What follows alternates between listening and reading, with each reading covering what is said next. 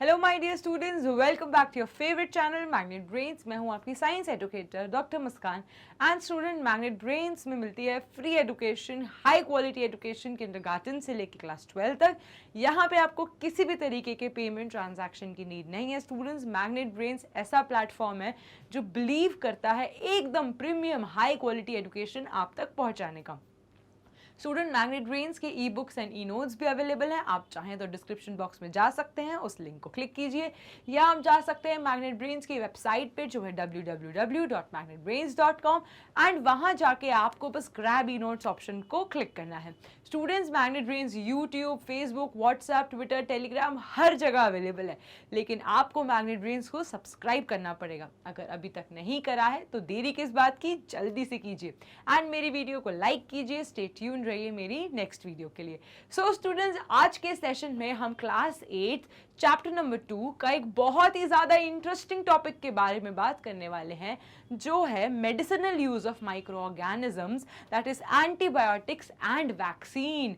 So students, अभी तक हमने देख लिया कि माइक्रो ऑर्गेनिजम्स हमारी लाइफ में क्या रोल प्ले करते हैं। कुछ माइक्रो ऑर्गेनिजम्स ऐसे रहते हैं जो हमारी लाइफ में एक हेल्प की तरह बिहेव करते हैं और उनसे कोई मदद होती है। वो हमें नुकसान नहीं पहुंचा रहे, लेकिन उसके बजाय वो हमारी लाइफ को इजी कर देते हैं, जैसे नाइट्रोजन फिक्स करना सॉइल में, हमारे खाने को च्यू करवाना, स्टमक में डाइजेशन करना, कर्ड का जमना, ईस्ट से केक्स बनना। तो इन सारी चीज़ों से हमारी लाइफ इजी हो गई। तो कई माइक्रो ऑर्गेनिजम्स ऐसे होते हैं जो लाइफ को इजी बनाते हैं, और उसी की जगह कुछ माइक्रो ऑर्गेनिजम्स ऐसे होते हैं जो हमें बीमारी कॉज करते हैं। अब स्टूडेंट्स, जब भी कोई माइक्रो ऑर्गेनिज्म हमारी लाइफ में बीमारी कॉज कर दे, अब उसने तो हमें बीमार कर दिया, तो उस बीमारी को डील करने के लिए जो डॉक्टर्स हमें दवाइयां देते हैं उनको हम क्या कहेंगे? एंटीबायोटिक्स। एंटी मतलब किसी भी चीज से अगेंस्ट, बायोटिक मतलब लाइफ। तो ऐसी दवाइयां जो उस बैक्टीरिया को मारेंगी ताकि वो बैक्टीरिया हमें और नुकसान ना पहुंचाए, उन दवाइयों को हम कहते हैं एंटीबायोटिक्स। और आप ये जान के अमेज हो जाओगे कि ये एंटीबायोटिक्स का प्रोडक्शन खुद माइक्रो ऑर्गेनिजम्स करते हैं। Yes students, you are hearing me right, कि हमारे जो ये एंटीबायोटिक्स प्रोड्यूस होते हैं ये माइक्रो ऑर्गेनिजम्स को फर्मेंट करके ही होते हैं। यस स्टूडेंट्स, तो ये कैसे होते हैं इसके बारे में हम आज के सेशन में बहुत अच्छे से पढ़ेंगे।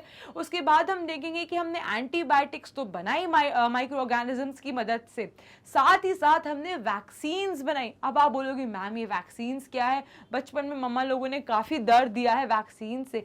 सो स्टूडेंट्स, ये वैक्सीन ऐसी चीज़ है जो आपकी इम्यूनिटी को स्ट्रॉन्ग बनाती है। जैसे कि आपके पेरेंट्स ने आपको स्ट्रॉन्ग बनाया ना, वैसे आपकी इम्यूनिटी को स्ट्रॉन्ग बनाती है ये वैक्सीन्स। सो इनके बारे में, इनके टाइप के बारे में भी हम आज के सेशन में देखेंगे। सो शुरू करते हैं विदाउट एनी फर्दर डिले, कि आप इस इमेज से देखते हो कि ये बेचारी बच्ची बीमार हो गई है। एंड जब ये बच्ची बीमार हो गई, इसको फीवर है, इसकी तबीयत खराब है, तो उसकी मम्मा क्या करेंगे? इसके मम्मा पापा ले जाएंगे डॉक्टर के पास, एंड डॉक्टर जो दवाइयाँ देगा इसको ठीक करने के लिए, उसको हम कहते हैं antibiotics. Is that clear? So उन दवाइयों को हम कहेंगे एंटीबायोटिक्स। और एंटीबायोटिक्स कहाँ से आया? एंटी का मतलब एकदम किल करना, एंटी का मतलब किल करना, और बायोटिक का मतलब लाइफ होता है। सो ऐसे, और लाइफ किसकी? Life of bacteria, life of disease causing bacteria. So ऐसी दवाइयां जो बैक्टीरिया को मार देती हैं ताकि वो और ज्यादा नुकसान ना पहुंचाए, उनको हम कहते हैं एंटीबायोटिक्स। अब स्टूडेंट्स, ये तो हो गए एंटीबायोटिक्स, लेकिन एंटीबायोटिक्स बनते कैसे हैं? सो यहाँ पे हम लेते हैं बहुत बड़े फर्मेंटर्स। उन फर्मेंटर्स में हम क्या ऐड करते हैं? Micro organisms. क्या ऐड करते हैं? Micro organisms. And in micro organism को हम सब कुछ देते हैं, जैसे कि एकदम परफेक्ट टेम्परेचर, देन एकदम परफेक्ट सारे केमिकल्स, देन पीएच, टाइम। सो हमने उनको एक परफेक्ट एरिया दे दिया ताकि वो ग्रो करें, एंड जैसे ही वो ग्रो कर जाते हैं एंड हमारी एंटीबायोटिक्स प्रोड्यूस हो जाती हैं, उसके बाद हम उन्हें प्यूरिफाई कर कर टैबलेट के फॉर्म में, कैप्सूल्स के फॉर्म में उनकी मैन्युफैक्चरिंग करते हैं और मार्केट में सेल करते हैं। Is that clear? So basically ये आइडिया कहाँ से आया? फर्मेंटेशन से। सो हमने माइक्रो ऑर्गेनिजम्स की मदद से फर्मेंटेशन करा के किसका प्रोडक्शन करा? एंटीबायोटिक्स का। Is that clear? और एंटीबायोटिक्स हम कब देते हैं? जब हम बीमार पड़ते हैं, जब हमें कोई बैक्टीरिया से इन्फेक्शन हो जाए तो हम देंगे एंटीबायोटिक्स। अब आप दिमाग लगाओ, अगर मुझे फंगस से इन्फेक्शन हो जाए तो मैं क्या लूंगी? Anti fungal. Very good. अब मुझे अगर फंगल इन्फेक्शन हो जाए तो डॉक्टर क्या प्रिस्क्राइब करेगा? Anti fungal. अगर मुझे वायरल ट्रीटमेंट, अगर मुझे वायरस से इन्फेक्शन हो जाए और मुझे वायरल इन्फेक्शन हो जाए तो मुझे क्या मिलेगा? Anti viral. क्या मिलेगा? Anti viral medicine. एंड मुझे बैक्टीरिया से इन्फेक्शन हो तो क्या मिल रहा है? एंटीबायोटिक्स। सो स्टूडेंट्स, ये सब क्या है? Anti microbials. क्या है ये सब? ये सब है एंटी माइक्रोबियल्स। माइक्रोबियल्स मतलब सारे माइक्रो ऑर्गेनिजम्स को मारने की जो दवाइयां हैं ताकि वो और नुकसान ना पहुंचाए, हम उन्हें कहते हैं एंटी माइक्रोबियल्स। तो फंगस से इन्फेक्शन हो तो डॉक्टर देता है एंटी फंगल, वायरस से इन्फेक्शन हो तो डॉक्टर देता है एंटी वायरल मेडिसिन, बैक्टीरिया से इन्फेक्शन हो तो मिलते हैं antibiotics medicine. Is that clear students? So अभी आपको कंसेप्ट क्लियर है कि एंटीबायोटिक्स होते क्या हैं। अब हम देख लेते हैं और डिटेल में एंटीबायोटिक्स के बारे में। Antibiotics are produced on a large scale by fermentation process. So antibiotics को हम large scale में किससे produce करते हैं? By the process known as fermentation. अब इसमें क्या होता है स्टूडेंट्स? एक केमिकल प्रोसेस होती है जो हम इंड्यूस करते हैं माइक्रो ऑर्गेनिजम्स को एक बड़े से टैंक में। सो मैंने आपको जैसा कि बताया, यहाँ पे एक टैंक है और इस टैंक में मैंने क्या ले लिए? Micro organisms. Is that clear? एक बड़े से टैंक में हम ले लेते हैं बहुत सारे माइक्रो ऑर्गेनिजम्स। उसके बाद ये जो टैंक है इसके अंदर हम मीडियम डालेंगे न्यूट्रिशन के लिए। सबसे पहले क्या ऐड करेंगे हम? न्यूट्रिशन। अब खाना तो देना पड़ेगा ना। अब कोई भी चीज को जिंदा रखना है और उसकी ग्रोथ बढ़ानी है तो खाना तो देना पड़ेगा, तो हमने इसमें दिया न्यूट्रिशन। फिर जिस टेम्परेचर में बैक्टीरिया ग्रो करता है हम वो टेम्परेचर प्रोवाइड करेंगे, तो यहाँ पे हमने वो न्यूट्रिशन प्रोवाइड करा, देन टेम्परेचर प्रोवाइड करा। जो पीएच बैक्टीरिया को चाहिए ग्रो होने के लिए वो पीएच भी प्रोवाइड करा। सो बेसिकली हमने सारी वो कंडीशंस प्रोवाइड करी बैक्टीरिया को या माइक्रो ऑर्गेनिजम्स को, कोई से भी, ताकि वो अच्छे से ग्रो कर जाए। और ये प्रोसेस को हम क्या कहते हैं स्टूडेंट्स? फर्मेंटेशन। अब उसके बाद जब फर्मेंटेशन होने के बाद जब फाइनली एंटीबायोटिक्स या कोई भी एंटी माइक्रोबियल प्रोड्यूस होती है, उसके बाद हम उन्हें क्या करते हैं? उसके बाद वो कई फिजिकल स्टेप्स से गो थ्रू होती है, प्यूरिफाई होती है, एंड प्यूरिफाई होने के बाद हम उन्हें एक अलग अलग शेप में फॉर्म करते हैं। लाइक कुछ एंटीबायोटिक्स हमारे कैप्सूल के फॉर्म में होती हैं, कुछ एंटीबायोटिक्स टैबलेट्स के फॉर्म में होती हैं, कुछ सिरप होते हैं, कुछ इंजेक्शंस होती हैं। सो अलग अलग फॉर्म में वो बनती हैं। अब आप घर जाओ, अच्छे से देखो कि आपके घर में कितनी दवाइयाँ हैं, कितनी वैरायटी ऑफ दवाइयाँ हैं। कुछ दवाइयाँ आप नोटिस करोगे कि गोल से टैबलेट के फॉर्म में, आप कुछ नोटिस करोगे कुछ कैप्सूल के फॉर्म में, कुछ आप नोटिस करोगे कि इंजेक्शन के फॉर्म में। सो आप अभी जाके एक्सरसाइज कंप्लीट कीजिए कि कौन कौन सी वेराइटीज अवेलेबल होती हैं एंटीबायोटिक्स की। Is that clear students? So antibiotics का प्रोडक्शन हमने करा by the process known as fermentation process. कुछ नहीं होता, एक बड़ा सा टैंक लेंगे, उस टैंक में हम बहुत सारे माइक्रोब्स डालेंगे, माइक्रो ऑर्गेनिजम्स डालेंगे।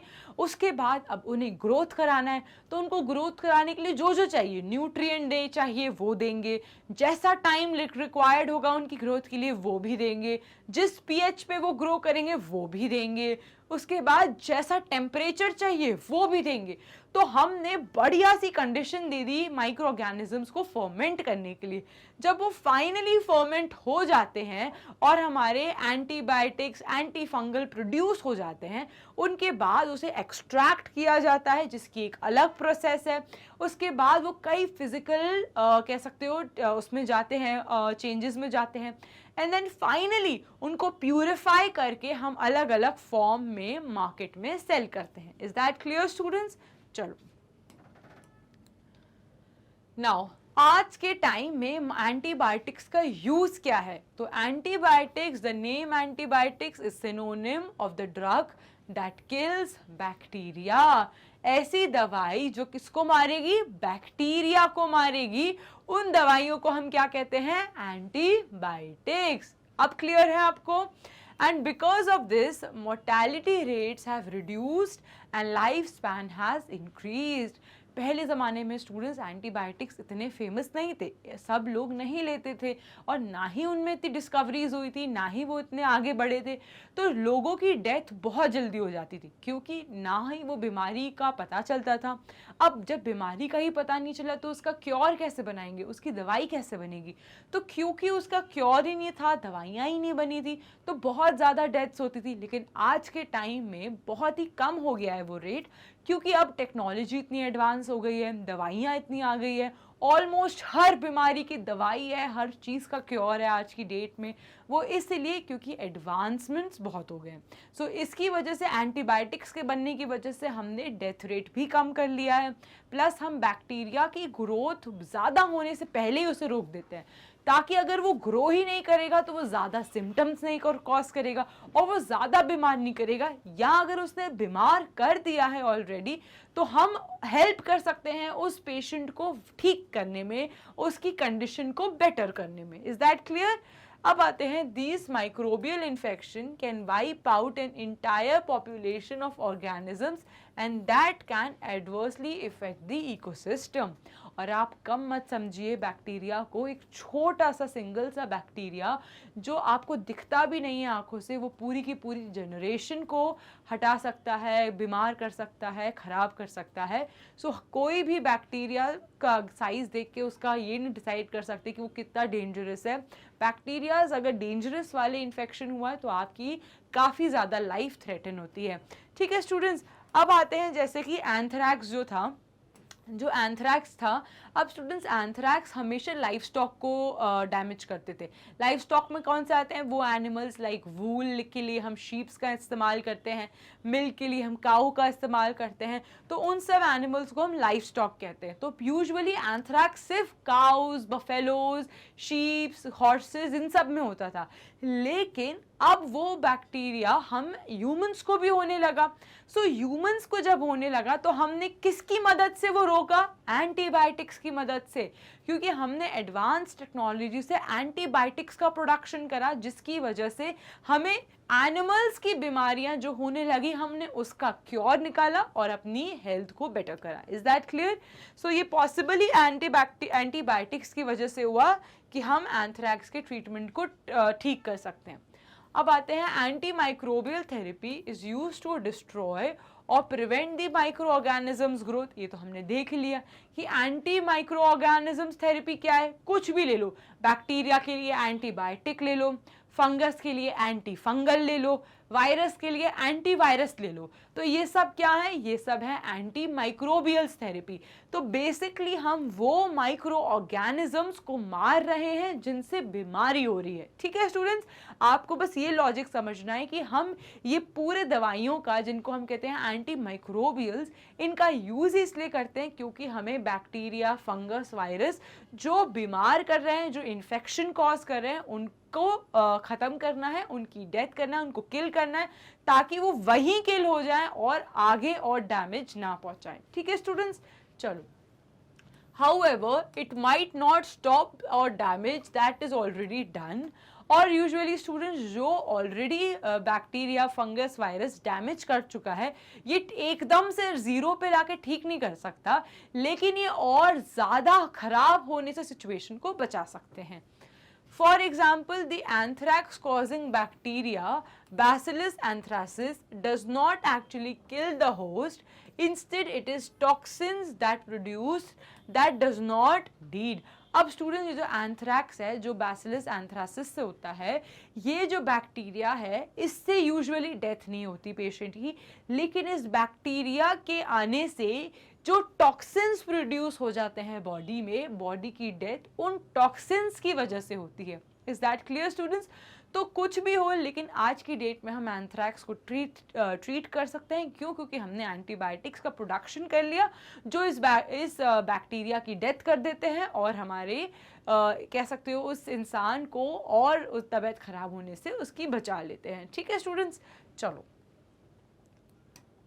नाउ यूजुअली स्टूडेंट्स जो एंटी माइक्रोबियल्स होते हैं वो दो टाइप के होते हैं. एक एंटी माइक्रोबियल स्टैटिक और एंटी माइक्रोबियल साइडल. अब आपको बस दो चीज समझनी है. क्या समझना है? एक है साइडल वर्ड समझना है और एक है स्टैटिक वर्ड समझना है. साइडल मतलब क्या होता है? मारना, एकदम किल कर देना. तो जब भी किसी चीज के एंड में साइडल आए तो उसका मतलब होता है कंप्लीटली किल करना. तो ऐसी दवाइयां जो माइक्रो ऑर्गेनिजम्स को किल कर देती हैं, जो बीमारी कॉज करते हैं, उनको क्या कहते हैं हम? Antimicrobial cidal. Is that clear? So cidal word जिसके भी एंड में आए मतलब वो किल करेगा माइक्रो ऑर्गेनिज्म को. अब दूसरा मैंने क्या बोला था? आपको स्टैटिक समझना है. जिस भी वर्ड के आगे स्टैटिक आ जाए वो किल नहीं करेगा माइक्रो ऑर्गेनिजम्स को, वो उसकी और ग्रोथ होने से रोक देगा. मतलब वो कहेगा थम जा और बीमार मत कर, तू अब और ग्रो मत हो. सो स्टूडेंट्स, ऐसी दवाइयां जो बैक्टीरिया को किल नहीं कर रही लेकिन बैक्टीरिया की और ग्रोथ होने से रोक रही हैं, उन दवाइयों को हम कहते हैं स्टैटिक. Is that clear? आपको दो ही चीजें समझनी है, साइडल, स्टैटिक. साइडल जिन दवाइयों के एंड में आए मतलब वो बैक्टीरिया को किल कर रही हैं. स्टैटिक जिनके एंड में आए वो दवाइयां बैक्टीरिया या माइक्रोब्स की ग्रोथ को रोक रही हैं, किल नहीं कर रही. ठीक है स्टूडेंट्स, चलो आगे बढ़ते हैं. अब it is important to remember that antibiotics should be taken only on the advice of qualified doctor. और आप कभी भी खुद से एंटीबायोटिक्स नहीं लेते हो. आप एंटीबायोटिक्स तब तक नहीं ले सकते जब तक कोई क्वालिफाइड डॉक्टर आपको प्रिस्क्राइब नहीं करता. आपको ये बिल्कुल नहीं करना चाहिए कि मेडिकल स्टोर पे चले जाओ और उनको बताओ मुझे ये हो गया एंड दवाई खा लो. बिल्कुल भी नहीं स्टूडेंट्स. जब भी एंटीबायोटिक्स या कोई भी एंटी माइक्रोबियल का कोर्स लेते हैं हम, तो हम पहले डॉक्टर को दिखाते हैं, देन डॉक्टर हमें प्रिस्क्रिप्शन में जो दवाइयाँ, जिस डोज की दवाइयाँ लिख के देते हैं हम वही लेंगे. Is that clear? उसके बाद also you must complete the course prescribed by the doctor. और अगर डॉक्टर ने 3 दिन का कोर्स दिया है तो हम 3 दिन का कंप्लीट करेंगे. 5 दिन का कोर्स दिया है तो हम 5 दिन का कोर्स कंप्लीट करेंगे. सो जितना कोर्स प्रिस्क्राइब होता है उतना करना ज़रूरी होता है, क्योंकि एंटीबायोटिक्स, एंटी माइक्रोबियल असर ही नहीं करते अगर आप उनका कोर्स ना करो. सो क्या फ़ायदा हुआ? आपकी बीमारी भी ठीक नहीं होगी प्लस आपके माइक्रोब्स भी बढ़ते रहेंगे. इसीलिए एंटीबायोटिक्स या एंटी माइक्रोबियल्स का जो भी कोर्स रहता है 3 दिन, 5 दिन, 7 दिन, आपको वो कंप्लीट करना बहुत ज़रूरी रहता है. ठीक है? If you take antibiotics when not needed or in a wrong doses, it may make the drug less effective and you might need it in future. और स्टूडेंट्स, अगर हम अपने हिसाब से डोज बना लें या अपने हिसाब से हम दवाइयाँ लेने लगें तो उन दवाइयों का असर हमारी बॉडी पे ख़त्म हो जाता है. तो आपके साथ क्या होगा? ना तो वो दवाइयाँ आपको फ़ायदा पहुंचा रही हैं और ना ही कभी फ्यूचर में वो दवाई आपको कभी फ़ायदा पहुंचाएगी, क्योंकि आपकी बॉडी को वो दवाई का असर ही ख़त्म हो जाएगा. सो ये और ही डैमेज पहुंचाती है हमें. इसलिए एंटीबायोटिक्स के कोर्सेज कभी भी खुद से नहीं लेने चाहिए, हमेशा एक क्वालिफाइड डॉक्टर से ही प्रिस्क्राइब करके लेना चाहिए. ठीक है students? Now also antibiotics taken unnecessary may kill the beneficial bacteria in the body. अब अगर हमने खुद से एंटीबायोटिक्स ले ली तो जो ज़रूरी बैक्टीरियाज हैं, क्योंकि उनको तो ये नहीं पता ना कि तुम अच्छे बैक्टीरिया हो तुम मत मरो, तुम बुरे बैक्टीरिया हो तुम बीमारी क्रॉस कर रहे हो तुम मर जाओ, ऐसा तो नहीं होता। तो वो एंटीबायोटिक्स जब हम खाते हैं तो वो सारे ही बैक्टीरिया को मार देते हैं। तो उससे क्या होगा कि आपकी बॉडी के जो अच्छे बैक्टीरिया होंगे उनकी भी डेथ हो जाएगी। इसीलिए कभी भी अपने मन से एंटीबायोटिक्स नहीं लेंगे। Is that clear? Now, antibiotics, however, are not effective against cold, flu, as these are caused by virus. अब अगर मुझे खांसी हो, जुकाम हो, फ्लू हो जाए, कॉमन कोल्ड हो जाए, तो मैं एंटीबायोटिक थोड़ी ना लूंगी। एंटीबायोटिक तो किसको मारती है? बैक्टीरिया को। अब जब मुझे वायरल डिजीज हुई है तो मैं क्या लूंगी स्टूडेंट्स? जल्दी से बताओ मुझे कमेंट सेक्शन में। जब भी किसी इंसान को वायरल डिजीज हुई है तो वो क्या लेता है? Antiviral medicine. अब अगर मुझे फंगल बीमारी हुई है तो मैं एंटी फंगल लूंगी, मैं एंटीबायोटिक थोड़ी ना लूंगी। Is that clear? तो जब बैक्टीरिया से इंफेक्शन होता है हम तभी एंटीबायोटिक्स लेते हैं। Is that clear? चलिए नाउ अब आते हैं बहुत बहुत ज्यादा इंटरेस्टिंग पार्ट पे कि वैक्सीन्स क्या होती हैं। सो स्टूडेंट्स, वैक्सीन्स ऐसी इंजेक्शंस हैं जो हमारी बॉडी की इम्यूनिटी बढ़ाते हैं ताकि हम कोई भी बीमारी का सामना कर पाएं और अच्छे से फाइट करके जीत पाएं। अब मैम ऐसे कैसे? क्या कोई चीज़ हमारी शक्ति बढ़ा सकती है? सो यस स्टूडेंट्स, हमारी बॉडी में जो इम्यूनिटी है वो क्यों होती है? एंटीबॉडीज की वजह से। एंटीबॉडीज, इमेजिन करो एक आर्मी है, जैसे कि आर्मी, इंडियन आर्मी हमें बॉर्डर्स पे प्रोटेक्ट करते हैं एनिमीज से, वैसे ही हमारी बॉडी के पास खुद की एक आर्मी है जिस आर्मी को हम क्या कहते हैं? एंटीबॉडीज। तो ह्यूमन आर्मी कौन है? ह्यूमन आर्मी है एंटीबॉडीज। अब ये हम कभी नहीं भूलेंगे कि जैसे हमारी आर्मी बॉर्डर पे इंडिया को प्रोटेक्ट करती है, वैसे ही हमारी बॉडी में भी एक आर्मी है जिसको हम कहते हैं एंटीबॉडीज। हर एंटीबॉडी को पता रहता है कि तुम्हारे बॉडी में कैसी बीमारी हुई है एंड उसको कैसे फाइट करना है। तो जैसे ही हमारी बॉडी में कोई माइक्रोब आता है जिसको हम क्या कहते हैं? एंटीजन। बिल्कुल कंफ्यूज नहीं होना। तो ये एंटीजन वो वायरस, वो बैक्टीरिया, वो फंगस है।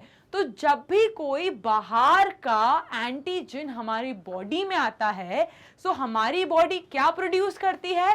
एंटीबॉडी प्रोड्यूस करती है। तो जैसे ही कोई एंटीजन आया हमारी बॉडी ने एंटीबॉडी प्रोड्यूस करी और उस एंटीजन को खत्म कर दिया और हमारी बॉडी वापस से हेल्दी हो गई। सो स्टूडेंट्स, हमारी जो बॉडी की, हमारी जो खुद की आर्मी है वो कौन है? एंटीबॉडीज। अब अगर मैं आपको एक चीज बोलूं कि हमारे यूनिट टेस्ट क्यों होते हैं, हमारे स्कूल में यूनिट टेस्ट क्यों होते हैं, हमारे एग्जाम्स जो हाफ ईयरलीज और फाइनल एग्जाम होते हैं डायरेक्ट वो क्यों नहीं होते? मैम ये यूनिट टेस्ट क्यों रखे जाते हैं?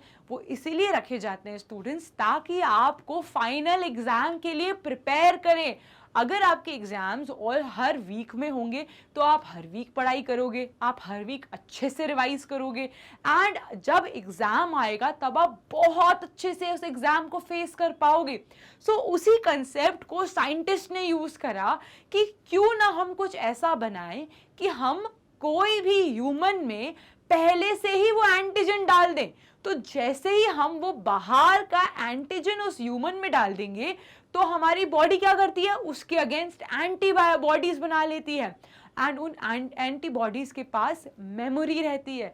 आपको अगर कोई इन्फेक्शन पूरी लाइफ में एक बार हुआ है एंड जब वो दूसरी बार होगा आपके एंटीबॉडीज को याद रहता है कि आपकी बॉडी में क्या हुआ है एंड वो उसको बहुत जल्दी ट्रीट करते हैं। सो स्टूडेंट्स, एंटीजन अगर हमारी बॉडी में हमने दे दिए सो हमारी बॉडी उसके अगेंस्ट क्या करेगी? एंटीबॉडीज बना लेगी एंड जैसे ही हमें एक्चुअल इन्फेक्शन होगा तो हमारी बॉडी पहले से ही तैयार होगी, हमारी आर्मी पहले से ही तैयार होगी उस इन्फेक्शन को ट्रीट करने के लिए। Is that clear students? So हम क्या करते हैं, देख लेते हैं। हम उसी एंटीजन का नकली, थोड़ा एक नकली वर्जन हम इस इंजेक्शन के थ्रू बॉडी में दे देते हैं। ठीक है, अब जैसे ही हमने ये जो आर्टिफिशियल या कह सकते हो लेस बिल्कुल भी वीकेंड और डेड एंटीजन, अब ये जो मैंने बैक्टीरिया दिया है, ये जो बैक्टीरिया यहाँ पर है जो हम एंटी वैक्सीन्स में यूज़ करते हैं, वो बहुत ज़्यादा स्ट्रॉन्ग नहीं होते, वो ज़्यादा इन्फेक्शन कॉज करने वाले नहीं होते, वो बस इसीलिए होते हैं ताकि आपकी बॉडी उसके अगेंस्ट एंटीबॉडी बना ले। तो हम कौन से बैक्टीरिया यूज़ करते हैं? Weak bacteria. कौन से बैक्टीरिया? Week bacteria. सो यहाँ पे हमने वीक बैक्टीरिया लिए और हमने बॉडी में इंजेक्शन के थ्रू, वैक्सीन के थ्रू लगा दिए। अब हमारी बॉडी में क्या गया? बैक्टीरिया गया। तो हमारी बॉडी क्या करेगी? उसके अगेंस्ट एंटीबॉडीज बना लेगी एंड उस जो वीक बैक्टीरिया है उसको इजीली खत्म कर देगी। लेकिन असली बात तो अब आती है, उस एंटीबॉडी ने बैक्टीरिया को तो किल कर दिया, लेकिन उस एंटीबॉडी के पास मेमोरी आ गई। तो जब भी उस बैक्टीरिया को असलियत में हमारी बॉडी फेस करेगी तो हमारी एंटीबॉडीज के पास पहले से ही मेमोरी होगी एंड वो असली बैक्टीरिया के टाइम पे बहुत अच्छे से फाइट करके हमें प्रोटेक्ट करेगी, हमारी इम्यूनिटी बढ़ाएगी और हम ज़्यादा बीमार नहीं होंगे। Is that clear students? So ये पूरा फंडा क्या है वैक्सीन्स का, कि कैसे वैक्सीन्स बनती है, किस लॉजिक पे वैक्सीन्स वर्क करती हैं। सो हमें पता है हमारी ह्यूमन बॉडी आर्मी कौन है? एंटीबॉडीज। और बाहर वाली चीज क्या है? एंटीजन। अब ये एंटीजन बैक्टीरिया भी हो सकता है, वायरस भी हो सकता है, फंगस भी हो सकता है, कोई भी माइक्रोब हो सकता है। सो हम क्या करेंगे? हम वो वीक वाले, कमजोर वाले बैक्टीरिया लेंगे और हम किसी भी इंसान में इंजेक्ट कर देंगे। जैसे ही हम वो कमजोर वाले बैक्टीरिया उस इंसान में डाल देंगे, उसकी बॉडी क्या बनाएगी? एंटीबॉडीज। और उस एंटीबॉडीज के पास क्या स्टोर हो जाएगा? मेमोरी। तो जब स्ट्रॉन्ग वाला बैक्टीरिया आएगा हमारी बॉडी को इन्फेक्शन पहुंचाने, वो पहुंचा ही नहीं पाएगा क्योंकि हमारी एंटीबॉडीज के पास ऑलरेडी मेमोरी है, वो ऑलरेडी बहुत अच्छे से फाइट कर जाएगी। Is that clear students? चलो, सो हमने देखा कि वैक्सीन्स का एक्चुअली वो हम का लॉजिक क्या है, what is the principle behind making of a vaccine. अब आते हैं students, why are children and infants given vaccination. हम बच्चों को और न्यू बॉर्न बेबीज को क्यों वैक्सीनेशन देते हैं? क्योंकि उनको इम्यूनिटी की ज़रूरत है, उनकी तो इम्यूनिटी बनी नहीं है। हमारी इम्यूनिटी क्यों बनी है? क्योंकि हमें बचपन में वैक्सीन्स मिल गए। बचपन में वैक्सीन्स मिलने की वजह से आज हमारी बॉडी स्ट्रॉन्ग है, हमारे पास इम्यूनिटी है, हम कोई भी माइक्रोबियल डिजीज़, माइक्रोबियल इन्फेक्शन का सामना कर सकते हैं क्योंकि हमारी बॉडी ने बचपन में ही क्या बना लिया था? एंटीबॉडीज। एंड उन एंटीबॉडीज के पास मेमोरी है हर इन्फेक्शन को फाइट करने की। Is that clear students? So आ जाते हैं, when a disease carrying microbe enters our body, the body produces antibodies to fight the invader. जब भी हमारी बॉडी में कोई भी बाहर का बैक्टीरिया, वायरस, फंगस आता है तो हमारी बॉडी उसके अगेंस्ट क्या बनाती है? एंटीबॉडीज बनाती है। और students, the body also remembers how to fight the microbe if it enters again. और जैसे हमारी बॉडी एंटीबॉडीज बना के फाइट करती है इन्फेक्शन, तो हमारे एंटीबॉडीज के पास क्या है? मेमोरी। वो फटाफट से अपनी मेमोरी में स्टोर कर लेती है और जब भी नेक्स्ट टाइम वो बैक्टीरिया आएगा तो वो इजीली उसे स्कैन करके फाइट कर देगी। ठीक है, सो आते हैं, इफ डेड और weakened microbes are introduced into a healthy body, the body fights and kills the invading bacteria by producing suitable antibodies. और जैसे ही असली बैक्टीरिया आएगा बड़े होकर, हमारी बॉडी के पास तो पहले से ही मेमोरीज हैं, हमारी एंटीबॉडीज तो पहले से ही तैयार हैं और वो तैयार होने की वजह से बहुत बढ़िया तरीके से फाइट करती हैं बैक्टीरिया, वायरस, फंगस, कोई भी माइक्रोब से। ठीक है students? Now, the antibodies remain in the body and we are protected from the disease. Causing microbes, और क्योंकि हमारी एंटीबॉडीज फाइट करती हैं इसलिए हम उस बीमारी से बच जाते हैं। This is how vaccine works, और यही लॉजिक है कि वैक्सीन कैसे काम करती हैं। Several diseases including cholera, tuberculosis, smallpox, hepatitis can be prevented by vaccination. तो सोचो स्टूडेंट्स, इतनी बड़ी बड़ी बीमारियां, हेपेटाइटिस बहुत बड़ी बीमारी है, स्मॉल पॉक्स, ट्यूबरक्लोसिस, कॉलेरा, इतनी डेंजर जो बीमारियों से हम बच जाते हैं। क्यों? क्योंकि हमें बचपन में ही वैक्सीन्स लग जाती हैं, और वो वैक्सीन्स मेमोरी बना देती हैं एंटीबॉडीज़ के पास, एंड हमें वो इन्फेक्शन होने के चांसेस, और हमारी बॉडी बिल्कुल प्रिपेयर रहती है उससे फाइट करने के लिए। Is that clear students? So आगे बढ़ते हैं। अब हमें बचपन में यूजुअली ये वैक्सीनेशंस लगे होते हैं। जब हम 2 महीने के होते हैं, 2 मंथ्स ओल्ड, तो हमें रोटा वायरस मेन भी लगता है। जब हम 3 मंथ्स के होते हैं तो हमें न्यूमोकोकल लगता है। 4 मंथ्स में 6-in-1 मेन भी लगता है। 1 ईयर में मीजल, मम्स, रेबीज, जिसको हम MMR कहते हैं। क्या कहते हैं इसे? Measles, mumps and rabies vaccine, hepatitis vaccine, pneumococcal vaccine. 3 साल में हमें बूस्टर डोज लगता है, MMR लगता है। 12 से 13 साल में हेपेटाइटिस V लगता है। 14 से 18 साल में हमें 3-in-1 and teenage booster doses लगते हैं। Is that clear? सो आपको बस इनके बारे में कुछ पता होना चाहिए। NCERT में एक एक्टिविटी दी थी कि लिस्ट ऑल दी वैक्सीन्स जो हमें बचपन से आज तक लगी हैं। सो ये एक लिस्ट है जो आपको बचपन से आज तक यूजुअली हर बच्चे को लगी होती है। Is that clear students? चलो, अब आपने कभी सुना है एडवर्ड जेनर के बारे में? कौन है ये Edward Jenner? So Edward Jenner ने 1798 में पहली बार स्मॉल पॉक्स के लिए वैक्सीन बनाई थी। So who is the father of vaccination? Edward Jenner. क्यों? क्योंकि पहली बार वैक्सीन्स की डिस्कवरी अगर हो पाई है तो वो एडवर्ड जेनर सर की वजह से हो पाई है। और कौन से ईयर में? 1798। Is that clear? चलिए, अब आपने कभी सुना है ये लाइन, 2 बूंद जिंदगी के? सुना है? आपने बहुत बार सुना होगा बचपन में कि 2 बूंद जिंदगी के। ये 2 बूंद जिंदगी के क्या है स्टूडेंट्स? सो हमारी गवर्नमेंट ने एक प्रोग्राम लॉन्च करा है जिसका नाम है पल्स पोलियो प्रोग्राम, और उसकी टैगलाइन होती है 2 बूंद जिंदगी के। पोलियो एक बहुत ही खतरनाक बीमारी होती है स्टूडेंट्स, कि वो अगर हो जाती है तो हम अच्छे से चल नहीं पाते, ज़िंदगी भर हमारी लाइफ बहुत ख़राब हो जाती है, हम दूसरे लोगों पे डिपेंडेंट हो जाते हैं, हम खुद से कुछ चीज़ नहीं कर पाते। सो अगर कोई भी इंसान को उस चीज़ से बचाना है तो बचपन में सिर्फ 2 बूंद पोलियो ड्रॉप्स पिलाना पड़ता है। अगर आपने हर बच्चे को 2 बूंद पोलियो ड्रॉप्स पिलाएं तो उसको कभी भी आगे चल के पोलियो नहीं होगा। Is that clear students? So polio drops given to children are actually a vaccines, और ये वैक्सीन्स ही है ड्रॉप की कह सकते हो फॉर्म में।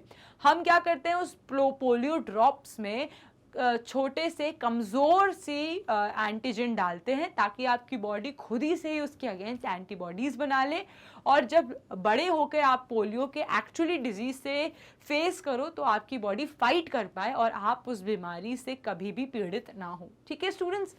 So, a worldwide campaign against smallpox has finally led to the eradication from most part of the world, और आज की डेट में all over world से हमने पोलियो को ऑलमोस्ट ख़त्म कर लिया है। अब बहुत ही कम बच्चों को पोलियो होता है, और जो कि ना के बराबर है। ऑलमोस्ट पोलियो अब इरेडिकेट हट चुका है, जा चुका है हमारी लाइफ से। ठीक है स्टूडेंट्स?